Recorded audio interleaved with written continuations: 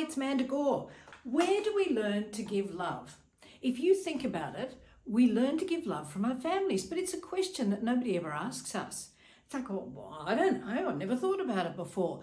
But nobody teaches us how to love someone else. We learn it through osmosis from our families. And then we tell ourselves stories about what goes on, and that changes everything as well. So when we get into relationships, we are heartbroken if it breaks up, and we poured all this love out onto the other person, and that other person actually never really felt loved because they came from a completely different background. Like, for example, I used to go out with a guy called, I better not say it, I used to go out with a guy, and he came from a very different background from me. So in my family, when it was your birthday, Mum would make us a celebrity. You know, there was a build up to the birthday, and then the big birthday, and then a bit of a post-birthday. And it was a really big deal. But his family, on his 30th birthday, he got 2 tea towels. So it was completely different. And I'd come in and I'd make this big deal about his birthday, and he didn't make any deal about my birthday.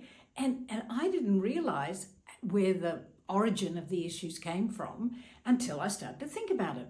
So I got a great question for you, and this will help you find out how to not only love someone else in the way they want to be loved, but also to appreciate people if it's at work or if it's with your friends.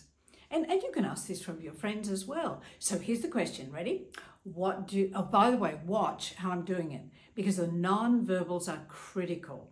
So here's the question. What do I do that makes you feel that I love you? Got it? Now, watch it again. Watch the hand gestures. Listen to my voice tones. What do I do that makes you feel that I love you? Now, let's do a different version. If I do this with different hand gestures, what do I do that makes you feel that I love you? What was the non-verbal message I just sent you? It was, I don't give a rat's about you, but I care a lot about me. Or this one, here's a slightly different one. What do I do that makes you feel that I love you? That's like a non-verbal punch in the head.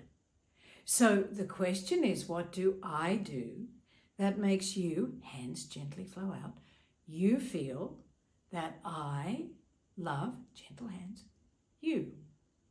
And when they answer you, listen. And do not go, yeah, well, I can't do that. No, not a hugger, never been a hugger, never was. You knew that when we got together. Nope, not hugging. Don't ask the question if you're going to do that. This is an insight into how someone else enjoys being loved. And you can work together on this, but at least you have that information. So if you're going to do it with someone at work, you're not going to say, what do I do that makes you feel that I love you, to the boss or to a colleague, I hope. But what you are going to say is something like, what do I do that makes you feel that I really appreciate and value your contribution here? Or that I really value and appreciate your friendship? Or that I really value and appreciate your caring?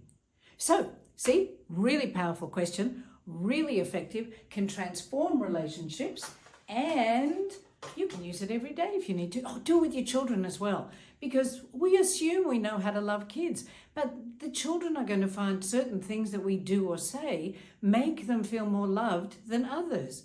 And it's one of the ways you might be able to stop your child telling themselves a story that they're not worth loving. And that is really important. So I'll see you on the next video. Bye. Always look